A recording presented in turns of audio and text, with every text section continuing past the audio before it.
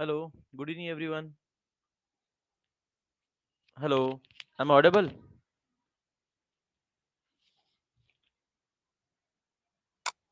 Hello, am I audible everyone?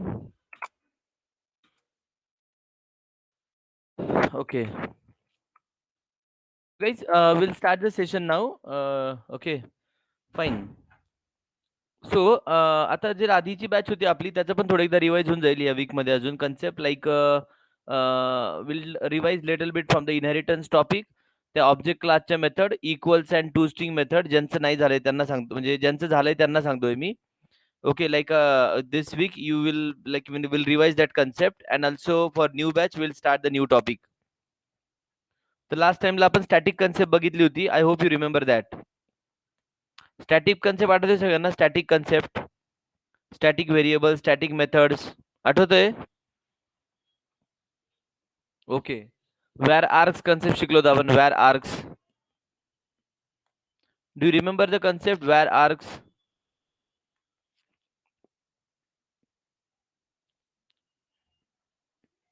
Okay, ठीक आहे. So now today will start with the basic example of inheritance. म्हणजे तुमच्या बॅचचं पण उद्यापर्यंत तेवढं होऊन जाईल 1-2 दिवसात. ओके. ठीक आहे. सो कारण की हा टॉपिक फार महत्वाचा आहे. जेवढा तुमचा पण रिपीट झाला सगळ्यांचा तुम्हाला ॲडव्हांटेज होईल. ठीक आहे. सो बाकी जी सप्टेंबरची बॅच आहे आपली Chaitanya are you there? Mridul, Vaishnavi, Anuja,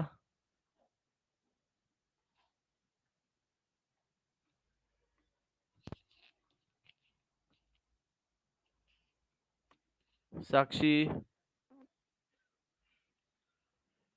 okay. So let's start now.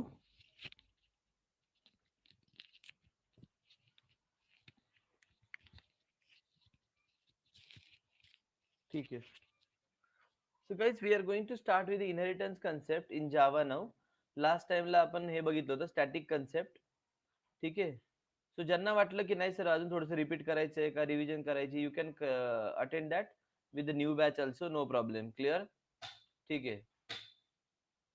So let's start with the concept called as inheritance here. Go to file. Let's go to file here, new and Java project. File, new and Java project. So inheritance inheritance is a concept now. Click finish. ठीक आहे. तर बघा inheritance म्हणजे काय? तर normally as a background from C++ तुम्हाला हे माहिती असतं इनहेरिटन्स म्हणजे काय? रियुजेबिलिटी. इनहेरिटन्सचा अर्थ काय झाला? रियुजेबिलिटी. आता रियुजेबिलिटीचा अर्थ फक्त हाच नसतो की एका क्लासचे मेंबर्स दुसऱ्या क्लासमध्ये यूज करायचे. त्याचा महत्वाचा ऍडव्हांटेज काय असतो? आपण जो स्टार्टिंगला ऍप्लिकेशन बनवतोय ते शॉपिंगचं ऍप्लिकेशन वगैरे ते आपण कंटिन्यू करणार आहे आता परत इनहेरिटन्स मध्ये किंवा एक बँकेचं पण करूयात तसंच. असे 2-3 ऍप्लिकेशन बनवायचे आपल्याला उप कन्सेप्ट मध्ये. तर बघा काय होतं इनहेरिटन्स आपल्याला काय शिकवतं की जर तुम्ही प्रॉपरली डिझाईन केलं असेल प्रोग्रामचं. फॉर एक्झाम्पल जर तुम्ही आज इथे क्लास घेतला होता मागच्या वेळेस प्रॉडक्ट नावाचा. There was a class called as a product. मग प्रॉडक्टला प्रॉडक्ट आय डी असतो, प्रॉडक्ट नेम असतं आणि काय असतं प्राइस असतं. Product I D, product name आणि प्रॉडक्ट प्राइस.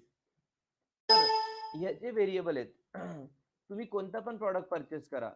तुम्ही बुक परचेस करा, तुम्ही लॅपटॉप परचेस करा, तुम्ही लाईक शूज परचेस करा ऑनलाईन शॉपिंग मध्ये. प्रत्येक प्रॉडक्टला मला सांगा हे 3 व्हेरिएबल असणार आहे का नाही? Tell me. You can purchase anything. You can purchase book, you can purchase laptop, you can purchase the shoes or you can purchase mobile. But every product has these 3 variable. Am I right everyone? Okay. जर book घेतला तर बुकला काय येतो? बुकचा ID येतो, book name येणार, बुकला price येणार. मग मी आता वरचा प्रोडक्ट आयडी यूज करेल, बुकच्या नेम साठी प्रोडक्ट नेम यूज करेल, प्राइस साठी ते यूज करेल. मग राहिलं काय? ऑथर. ओके. त्याच्यानंतर काय असेल? Type of book. Type of book म्हणजे कुठल्या टाईपची बुक आहे, ऑथर कोण आहे, त्याच्यापासून पण आपण त्याला दोन टाईप तयार करणार. ओके, इकडे जर मी म्हटलं electronic device, electronics, electronics, electronic पासून सुद्धा मी परत एकदा दोन चाइल्ड तयार करणार. हे बघा इकडे, there is a child called as the, see there are two childs here. So I can create here child as a like mobile, and I can create a laptop. Look at this. किंवा you can say that home appliances. त्याच्यात तुमचा TV, fridge, washing machine येणार. Okay, suppose TV you can say that, or like no म्हणजे home appliances in short. And this side I can say that mobile and laptop. हे झालं तुमचं या साईडला entertainment मध्ये suppose. So this is nothing but inheritance. मग प्रत्येक इलेक्ट्रॉनिक्सला काहीतरी कॉमन असेल. This is what the use of inheritance. In future when you modify your application, in future when you modify your application, okay, without affecting the other part of the application, without affecting the existing part of the application, you can able to add the new things. म्हणजे आधीच्या कोडला आपण काही म्हणजे change न करता, आधीचा जो कोड असतो या कोडला चेंज न करता तुम्ही नवीन नवीन जेव्हा इथे खाली क्लासेस ऍड करत जातात, याला आपण काय म्हणतो, इनहेरिटन्स म्हणतो, रिसायलन्स टू चेंज. आणि हे का पॉसिबल आहे, just because of inheritance only. तर इनहेरिटन्सचा अर्थ एक तर मिनिंग हाच झाला की रियुजेबिलिटी. इथले व्हेरिएबल आपण इकडे वापरले, दॅट इज राईट, रियुजेबिलिटी. त्याच्यानंतर नवीन जेव्हा फीचर येतात तेव्हा हे फीचर तुम्ही खाली यूज करा. ओके, म्हणजे सॉफ्टवेअर जसं मॉडिफाय होत जातं तसं तुमचा प्रोजेक्ट हा ॲज इट इज राहतो, फक्त नवीन नवीन क्लासेस खाली ऍड होत जातात. This is also advantage of the inheritance. Everybody understood this? Please reply.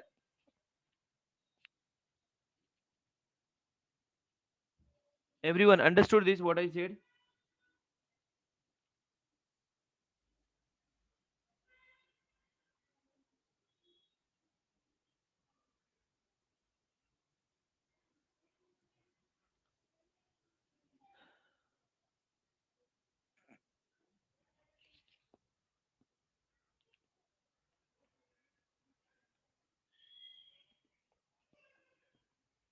Okay, ठीक आहे. मग आता याला आपण प्रॅक्टिकली कसं करायचं, याला आता आपण प्रॅक्टिकली कसं करायचं बघूयात.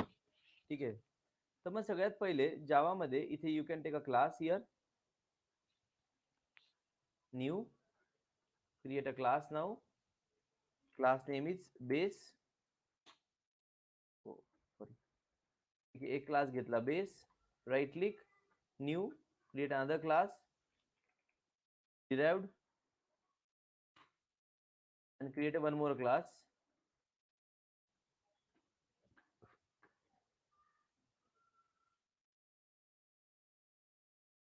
inheritance 1, take the main here. तर काय झालं, हा जो क्लास आहे, from this class I want to reuse the attribute inside this class. From this class I want to reuse the attribute inside this class. So this is called as derived class and this is called as a base class. So how to inherit here? So you need to use the word called as extends. You have to use the word here extends and base. Extend as a base. Here in Java you can use, in Java we can use extends keyword for inheritance. In Java we can use extend keyword for inheritance. Remember this.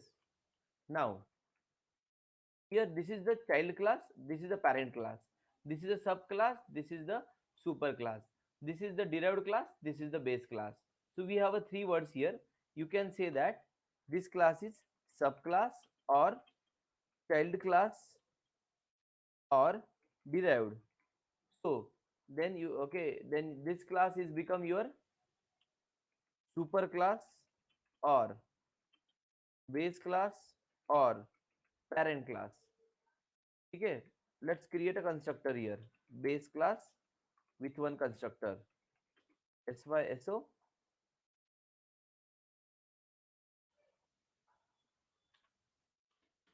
SYSO, and here base class default constructor base class default constructor. Then come to the which class? Derived class. Here public derived, write down the constructor SYSO, and then derived class default constructor. Okay, come to the main class.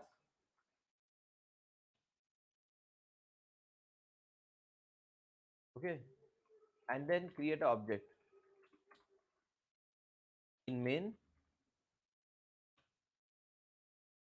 derived p1 equal to new derived, and here is the thank you.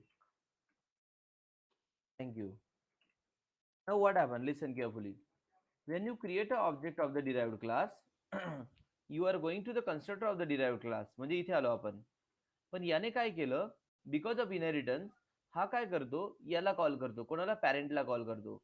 मग सगळ्यात पहिले parent क्लासचा constructor call होतो. म्हणजे तुम्हाला output मध्ये सगळ्यात आधी ही लाईन येणार, बेस क्लास डिफॉल्ट कन्स्ट्रक्टर. त्यानंतर तुम्हाला ही लाईन मिळणार, कुठली? Derived class default constructor. आणि त्यानंतर तुम्हाला हे मिळणार काय? इथे थँक्यू. लक्षात घ्या flow. You are getting the flow everybody. When you create a object of derived class, go to derived class which extend the base class. Therefore your derived class will extend the inherit base class constructor. म्हणजे हा call होतो. म्हणजे पहिले हे print होणार, नंतर ही line print होणार, आणि त्याच्यानंतर काय प्रिंट होणार? इथे थँक्यू प्रिंट होणार. सगळ्यांना कळलं का मी काय बोललो ते? आउटपुट बघा. Run as application. हे बघा, in main base class default constructor, derived class default constructor, आणि काय बोललो मी? थँक्यू. ठीक आहे. हे बघा आउटपुट बघा. पहिले कोणता आला? बेस क्लासचा कन्स्ट्रक्टर आला. नंतर कोण आलं? डिराइव्ड क्लासचा कन्स्ट्रक्टर आला. म्हणजे जेव्हा तुम्ही डिराइव्ड क्लासचा ऑब्जेक्ट क्रिएट करतात and because of the inheritance, तर बेस क्लास कधी पण कोणाला कॉल करतो? सॉरी, डिराइव्ड क्लास कोणाला कॉल करतो? बेस क्लासच्या कन्स्ट्रक्टरला. तर सगळ्यात पहिले कधी पण पॅरेंटचा ऑब्जेक्ट क्रिएट होतो, नंतर मग डिराइव्ड क्लासचा ऑब्जेक्ट क्रिएट होतो, आणि मग आपण कुठे येतो? मेन क्लासकडे येतो. समजलं का सगळ्यांना? Please reply. इनहेरिटन्स मध्ये एक रूल लक्षात ठेवायचा, की जेव्हा तुम्ही चाइल्डचा ऑब्जेक्ट क्रिएट करता, तो सगळ्यात पहिले पॅरेंटच्या ऑब्जेक्टला कॉल करतो. समजतंय? Please reply everyone.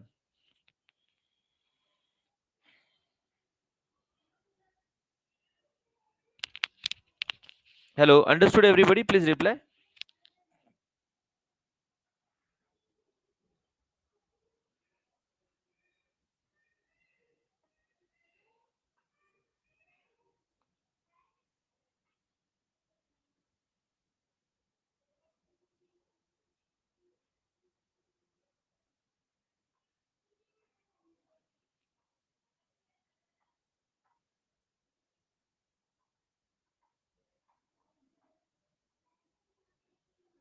ठीक आहे, फाईन. सो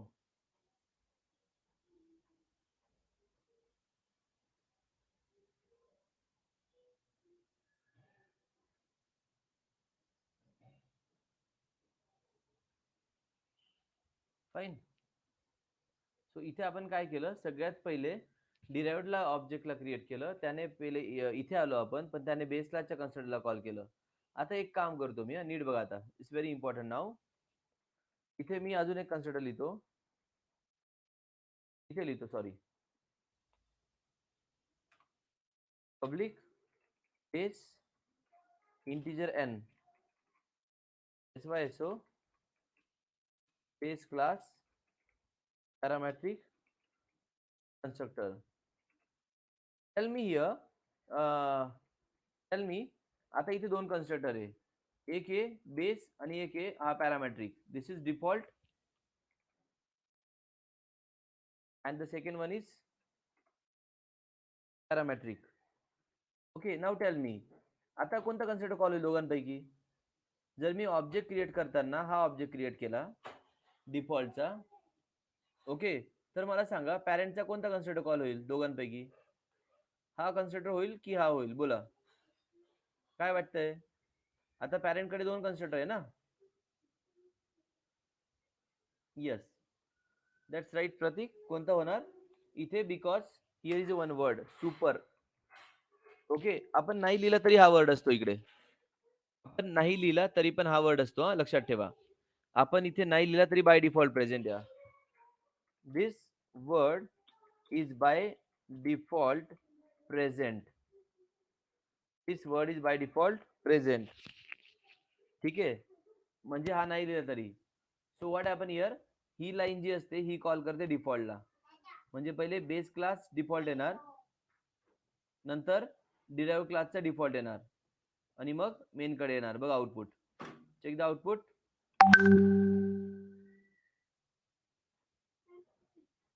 बघा, in main base class default, derived class default. हे बघा, base class default, derived class default. आणि काय आलं? थँक्यू आलं. क्लिअर? पहिले काय आलं? बेस क्लास डिफॉल्ट, आणि मग आलं derived class default. Everybody understood? Please reply. पण मग आता मला कॉल करायचा आहे बेस क्लासचा पॅरामेट्रिक. बेस क्लासचं याला कॉल करायचंय. कोणाला कॉल करायचंय? पॅरामेट्रिकला. बेस क्लासचा पॅरामेट्रिक कॉल करायचा आहे. मग मी काय करणार? इथे मी लिहिणार काहीतरी व्हॅल्यू, सपोज 10 लिहिलं. काय लिहिलं? 10. Okay, now this word, okay, will call parametric constructor of a base class. कळलं का मी काय बोललो ते? This line, this word, okay, will call parametric constructor of the base class. म्हणजे okay, super keyword. First rule, call the base class parametric constructor from derived class. ओके, हे कळलं सगळ्यांना? Please reply. Super keyword first use, call the base class parametric constructor from derived class. Everybody understood? Can you please reply here? फक्त reply करत राहा, म्हणजे मला update मिळतात सगळ्यांनी. कोणाला डाऊट असेल तसं पण सांगत जा.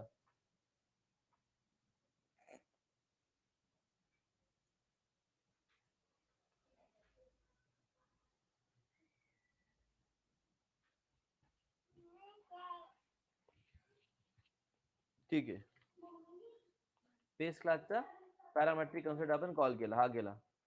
इथे आलो आपण, base class parametric constructor. Okay, done. आता काय करायचं? इथपर्यंत झालं. म्हणजे सुपर कीवर्डचा पहिला यूज काय? बेस क्लासचा पॅरामेट्रिक कन्स्ट्रक्टर. लक्षात ठेवा मी काय बोललो ते. मग आता मी काय केलं? बेस क्लास कडे एक व्हेरिएबल घेतला, इंटिजर n1, त्याला व्हॅल्यू 10 आहे. इथे आलो, इथे व्हेरिएबल घेतला n2, ज्याला व्हॅल्यू 20 आहे. हा प्रायव्हेट आहे आणि हा प्रोटेक्टेड आहे. प्रोटेक्टेड काय असतं सांगतो मी, थांबा. इथे आल्यावर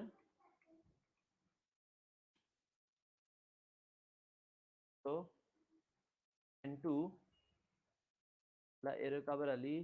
अच्छा, काहीतरी चुकलं इथे. ओके ओके,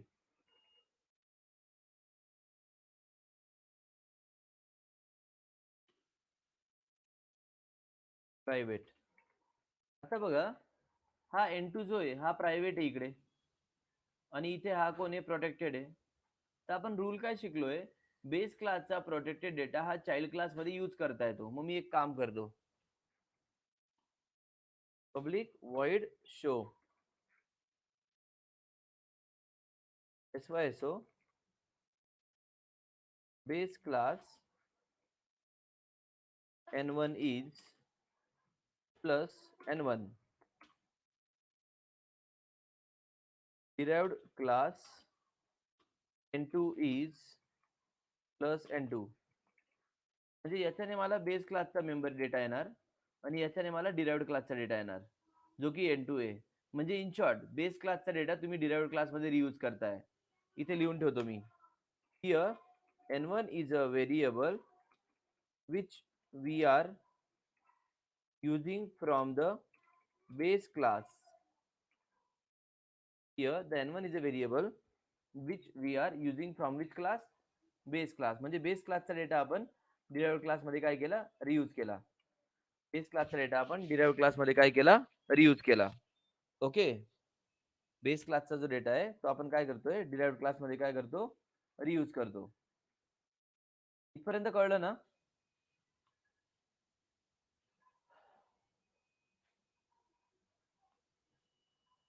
इथपर्यंत कळलंय? Please reply.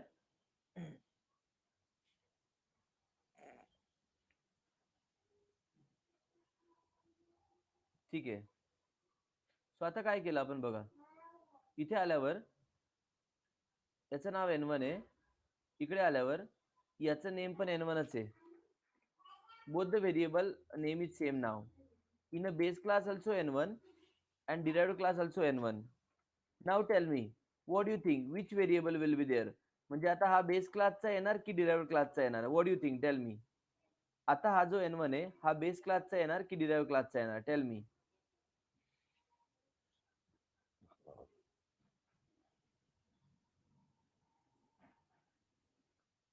Everyone please tell me.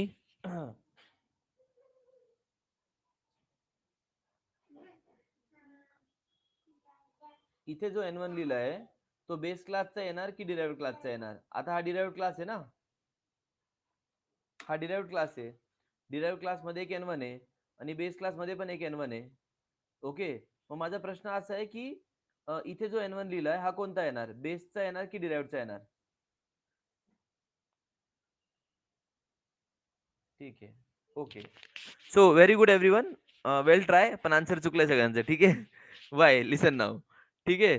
So what is the reason here? पहिला रूल लक्षात घ्या. हा, ठीक आहे. So what is the reason? लक्षात घ्या. एक एक्झाम्पल घ्या सोपं. आता जर तुमच्याकडे, आता तुम्ही क्लासमध्ये बसलेले आहेत, कॉलेजमध्ये वगैरे आहात तुम्ही, राईट? तर मी तुम्हाला एक्झाम्पल दिलं की तुम्हाला आता सपोज तुमच्याकडे पेन नाहीये आणि तुम्हाला काहीतरी लिहायचंय, बरोबर आहे? सो तुम्ही काय करता? Then you can ask your friend. Am I right? जर तुमच्याकडे एखादी वस्तू नसेल, so you can ask your friend, you can ask your parents. बरोबर आहे की नाही? Tell me. Tell me, yes or no? जर तुमच्याकडे एखादी वस्तू नसेल तर तुम्ही तुमच्या फ्रेंडला विचारणार किंवा पॅरेंट्स कडे मागणार, बरोबर आहे? पण कधी? What is the question here? But when? What is the question here? But when? If you don't have the particular thing. If you don't have a particular thing, right? तर तुमच्याकडे नसेल तर, तुमच्याकडे नसेल तर, पण तुमच्याकडे आहे तरी पण तुम्ही तुमच्या फ्रेंडकडे मागणार का? नाही मागणार. मग तसंच इथे होतं की जर आपल्याकडे हा चाइल्ड काय करतो, child will search n1 in this class only. आहे का इथे? यस, प्रिंट दिस. परत तो चेक करतो n1 आहे का इकडे? यस आहे, प्रिंट दिस. जर इथे n1 नसेल तरच तो पॅरेंटकडे जाईल. कळलं का तुम्हाला? जर चाइल्डकडे एखादी व्हेरिएबल नसेल किंवा एखादी मेथड नसेल तरच तो पॅरेंटकडे जाईल. समजलं सगळ्यांना? Please confirm everybody. जर चाइल्डकडे एखादी व्हेरिएबल नसेल तरच तो पॅरेंटकडे जाईल.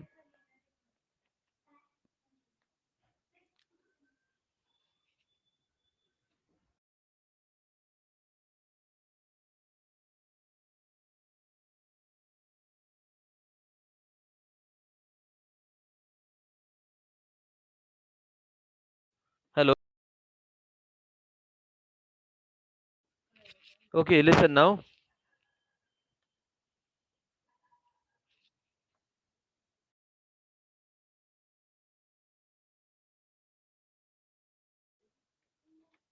ओके. सो इथे काय केलं? बेस क्लास n1 आणि इथे आला derived class n1, right? Okay. Sorry, इथे आता बेस क्लासचा नाही येणार. इथे कोणाचा येणार?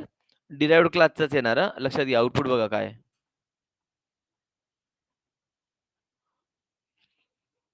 d1 dot show. Run this application. Base class parametric constructor, derived class default constructor. बघा मी काय बोललो. Base class parametric constructor, derived class default constructor, base class n1. तो मेसेज चुकीचा आहे. हा आतला मेसेज चुकीचा आहे, पण तुम्ही व्हॅल्यू बघा काय येते. ठीक आहे. त्याने 2020 घेतलं बघा इकडे. Understood. The value is what 2020. Understood. Value is what 2020 म्हणजे डिराइव्हड क्लासचाच डेटा घेतला. डेटा कोणाचा घेतला? डिराइव्हड क्लासचा घेतला. बेस क्लासचा डेटा घेतलेला नाही. Base class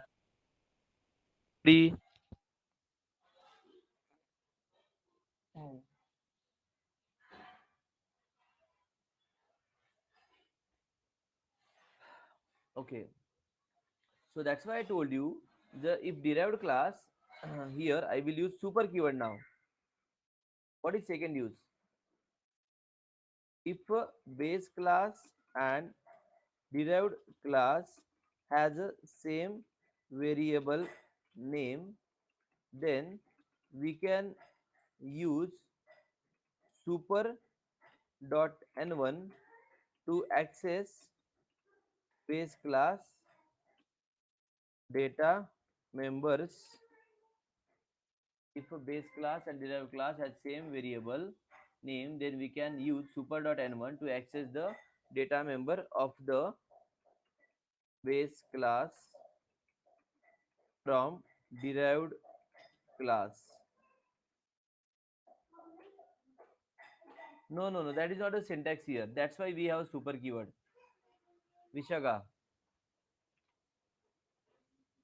Okay, that is not the syntax. Huh? We don't have that syntax here. Okay, fine.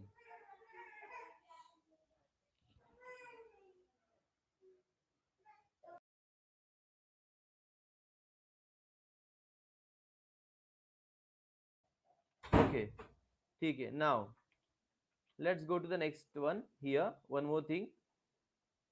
Suppose I have a method here, void show or display.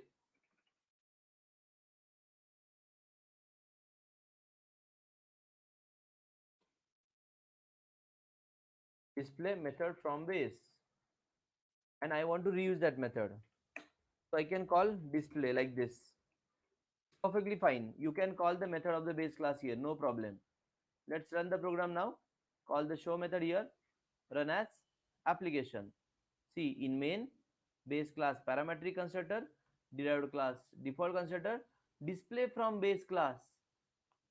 Display from base class. Check this output, everyone.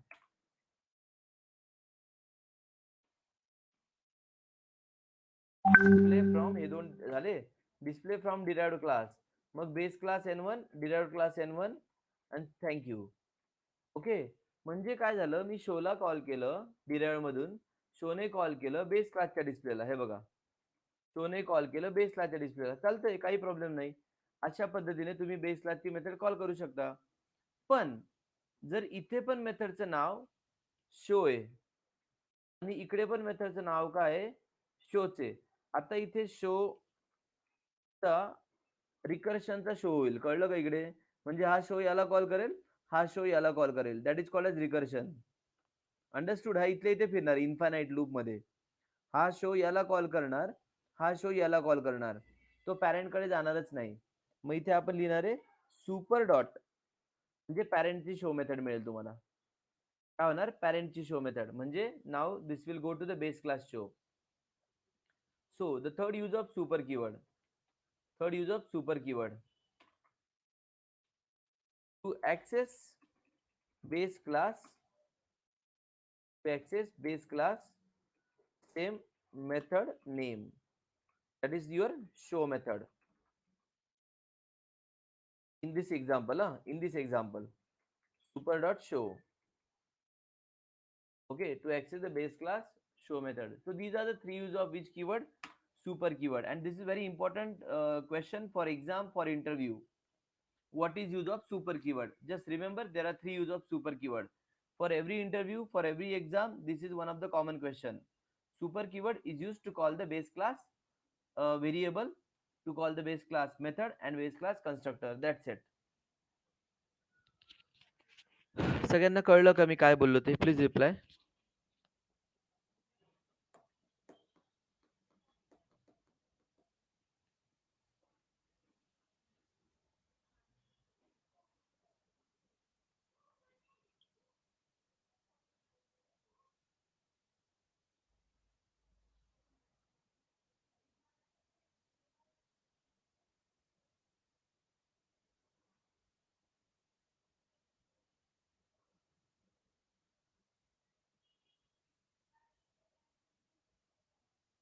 Okay.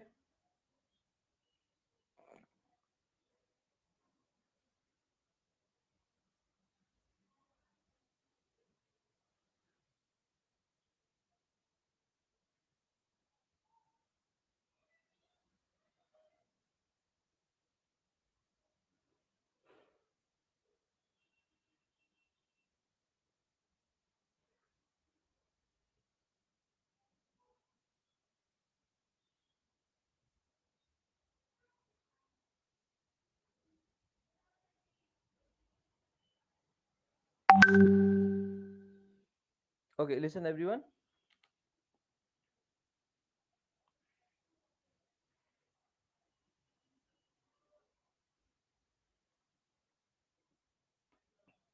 So these are the three use of which keyword? Super keyword. Base क्लासचा काय असतो? Parametric constructor, base क्लासचा variable same नेमचा आणि base क्लासची method same नेमची. So this is what the use of which keyword? Super keyword. Remember this. ठीक आहे. This is what the use of which keyword? Super keyword. ठीक आहे.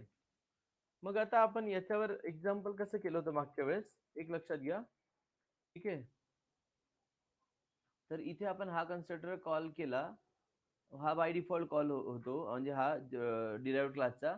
याने सुपर यूज केलं तर याच्याने हा कॉल होणार. कळलं का? ठीक आहे. तर आपण एक काम करू, इथे डिफॉल्ट पण ठेवतो, इथे पॅरामेट्रिक पण घेतो मी. Public derived integer n. Public derived integer n derived parametric लिहिणार सुपर डॉट समथिंग. आणि इथे मी काय लिहिलं? असं केलं.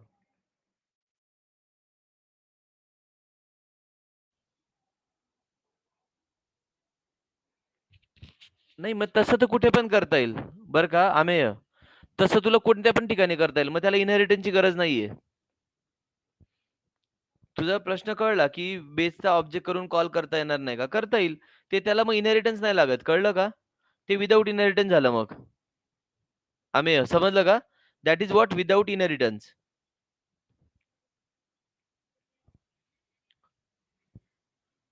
ठीक आहे. समजलं ना मी काय बोललो ते?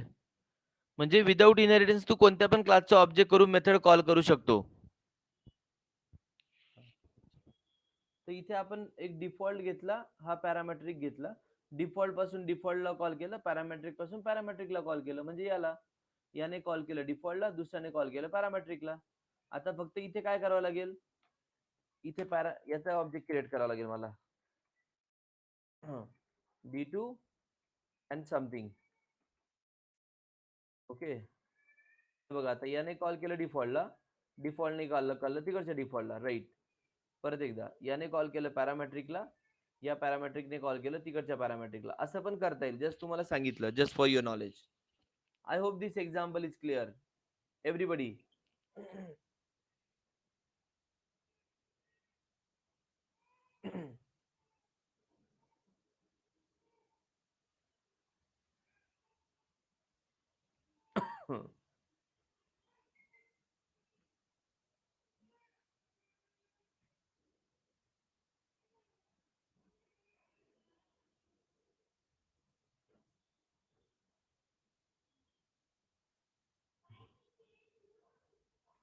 ठीक आहे.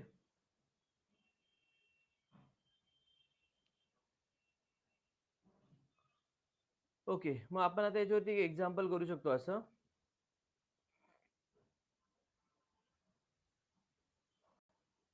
काय करायचं बघा, आपण एक एक्झाम्पल केलं होतं. पॅरेंट्स, ग्रँडफादर, फादर मागच्या बॅच मध्ये केलं होतं बघा आपण एक. ठीक आहे. मागच्या बॅच मध्ये आपण एक एक्झाम्पल केलं होतं. Do you remember that? Like father, grandfather, there was one example. ठीक आहे. सो आता आपल्याला काय करायचंय? सपोज बघा आता मी काय करतो. फक्त मी करून दाखवतो, तुम्ही ते न बघता करा बरं का. मी आधीच्या बॅचला मी होमवर्कला दिलं होतं, तुम्हाला मी सांगतो. बघा मी काय करतोय. इथे एक क्लास घेतला आपण टेस्ट एज नावाचा.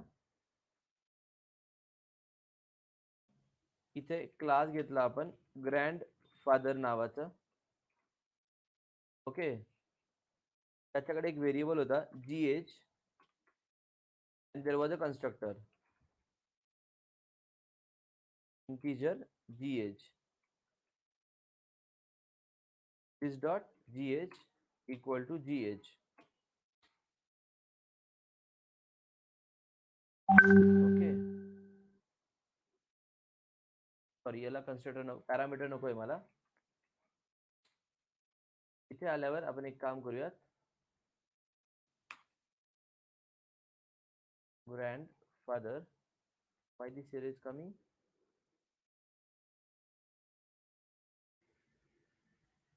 अच्छा F कॅपिटल झाला. Okay fine. हा, आणि इथे एक मेथड लिहिली पब्लिक वॉइड शो एज नावाची. आता आपण प्रिंट करूयात father age is plus GH. ठीक आहे, काय केलं मग, class father extends grand father, class father extends grandfather. Okay, class father extends grandfather. आता काय करायचं आपल्याला इकडे, integer F age public father integer F H. Okay, this dot F H equal to F H. इथे एक method घेतली मी public void show age.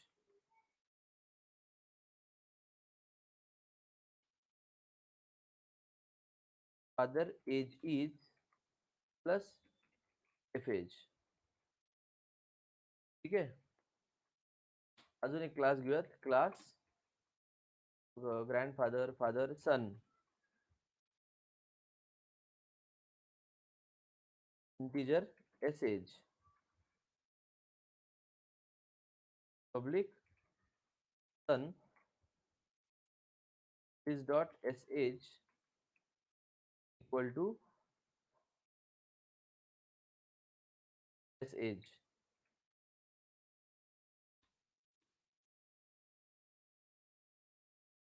Okay, आणि पब्लिक वॉइड शो एज.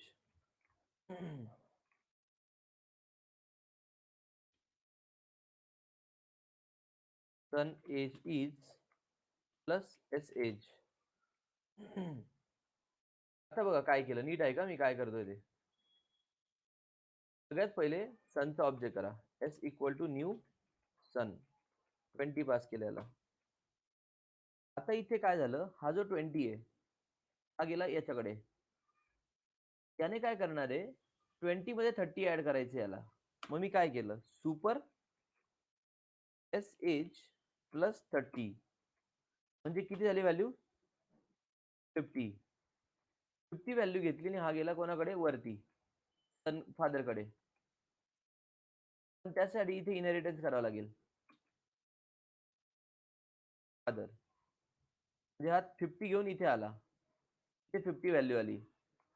त्याने 50 व्हॅल्यू देण्याच्या आधी एक काम केलं, परत सुपर लिहिलं एफ एच प्लस 30 म्हणजे 50 प्लस 30, 50 प्लस 30 हा गेला 80 व्हॅल्यू घेऊन कोणाकडे ग्रँडफादर कडे टी एज. आणि याने इथे व्हॅल्यू दिली 80, याला व्हॅल्यू 80 मिळाली, द व्हॅल्यू इज 80 हिअर. परत आलो मेन कडे, इथे व्हॅल्यू मिळाली 50 बिकॉज ऑफ दिस लाईन. याला 50 आली ती व्हॅल्यू, ती त्याने याला दिली. परत आलो खाली सन कडे, सनला व्हॅल्यू आली 20 बिकॉज ऑफ दिस लाईन, याला 20 आलं तर व्हॅल्यू इथे 20 त्याने याला दिलं. Again back to main class. Okay, इथे लिहिलं एस डॉट शो एज, म्हणजे याने काय केलं, या शोएजला कॉल केलं, त्याने कॉल केलं या शोएजला, हा शोएज कॉल करेल सुपर डॉट शोएजला, हा शोएज कॉल करेल याच्यावरच्या शोएजला, म्हणजे इथे ओके कुठे होतं बरं आपण, हा फादर कडे. फादरने काय केलं super dot show age, We are calling grandfather show age. So the answer is, first of all, grandfather is 80. Then back to the father class, answer is 50. Back to the son class, and the answer is here 20. And then come to the main class, that's it. Okay. In main,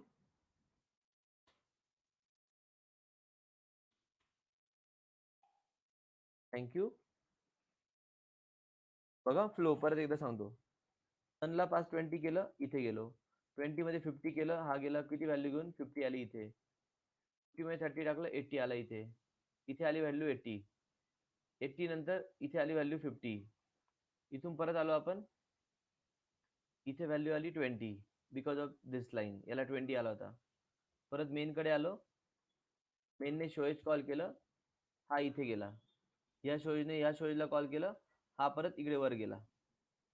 या शोएजने परत याला call केला, हा परत इथे वरती गेला. म्हणजे इथे आलं ग्रँडफादरची एज 80, मग आलं फादरची एज 50, मग आलं सनची age what is that 20. That's it. समजलं सगळ्यांना काय केलं ते? Please reply everyone.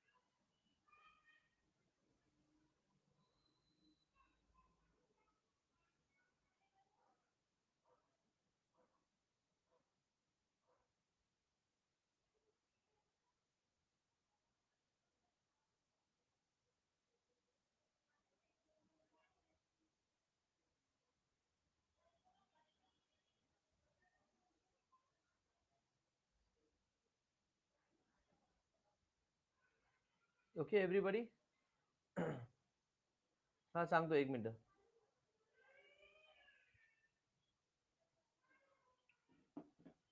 हा हे बघ काय केलं सांगितलं मी इथे.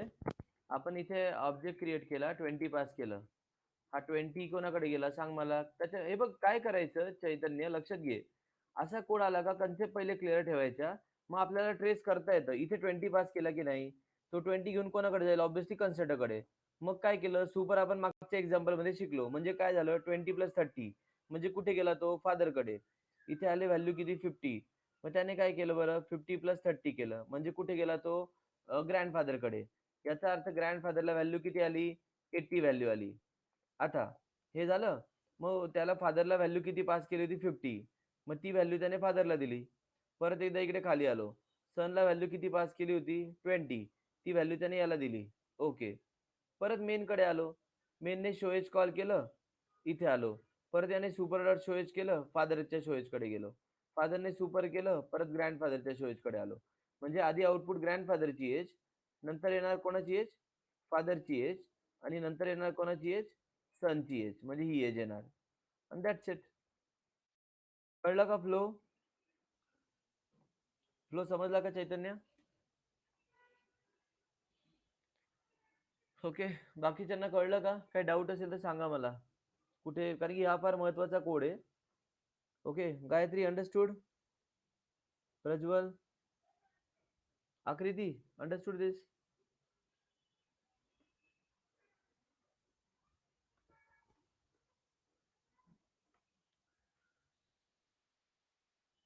Yes, Sakshi, Shavni.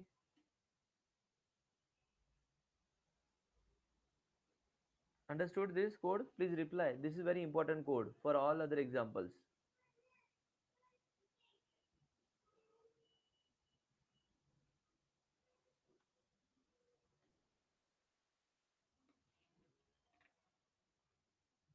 ठीक आहे. कारण की ह्या एक्झाम्पल आता म्हणजे कसं असतं, मी जेव्हा नेक्स्ट एक्झाम्पलला जातो ना, तेव्हा तुम्हाला ह्या कन्सेप्ट क्लिअर पाहिजे असतात. म्हणजे मला पुढचं एक्झाम्पल इझिली सांगता येतं. ठीक आहे. तुम्हाला करायचं ऍक्च्युली ठीक आहे. हे एक्झाम्पल तुम्हाला करायचंय. फक्त इथे मी तुम्हाला एक ओव्हरव्ह्यू दिला. ग्रँडफादर क्लास घ्यायचा. त्याच्यानंतर फादर क्लास घेतला. त्याने इनहेरिट केलं ग्रँडफादरला. मग सन घेतला. सनने इनहेरिट केलं फादरला. That's it. म्हणजे सन मधून फादरचा कन्स्ट्रक्टर कसा कॉल करायचा, फादर मधून ग्रँडफादरचा कन्स्ट्रक्टर कसा कॉल करायचा. क्लिअर? ठीक आहे. So this is about the basic about the inheritance. Okay, how to use the inheritance in Java, how to call the base class constructor in Java, and also what is use of super keyword. So basically, this example is only to understand the use of super keyword. This example is for what? To understand the use of super keyword. The super keyword चे 3 use सांगितले मी. Just remember the 3 use. Base class चा constructor, base class चे variables, base class च्या methods. That's it. This is the use of which keyword? Super keyword. Okay, remember this. This is the use of which keyword? Super keyword. Okay, हे कळलं का सगळ्यांना? Super कीवर्डचा use.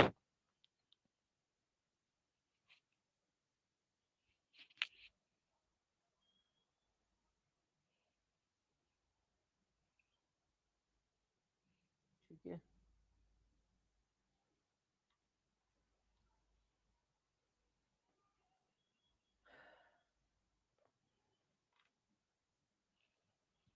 ठीक आहे. मग आज एवढंच काम करायचं. आज फक्त हा एक्झाम्पल आणि जो आधीचा घेतला बेसिक एक्झाम्पल, दोनच एक्झाम्पल करा. आज काय नाही करायचं. हा बेस क्लासचा एक्झाम्पल, डिराइव्ड क्लासचा आणि इनहेरिटन्सचा, हा म्हणजे हा पहिला एक्झाम्पल आणि हा एज वाला दुसरा एक्झाम्पल. ठीक आहे. बस एवढे दोनच एक्झाम्पल आज करायचे. That's it. क्लिअर? ठीक आहे. मी एक काम करतो.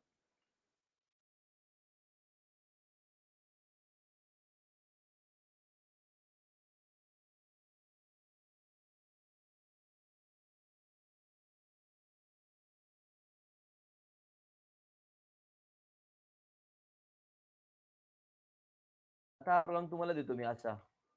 आता विचार म्हणजे आठवेल तुम्हाला पण तरी सुद्धा. तर असा प्रोग्राम मी शेअर करतो, याला कम्प्लीट करायचं चालेल ना? हा प्रोग्राम मी शेअर करतो, याला कम्प्लीट करायचं. बोला, चालेल का नाही?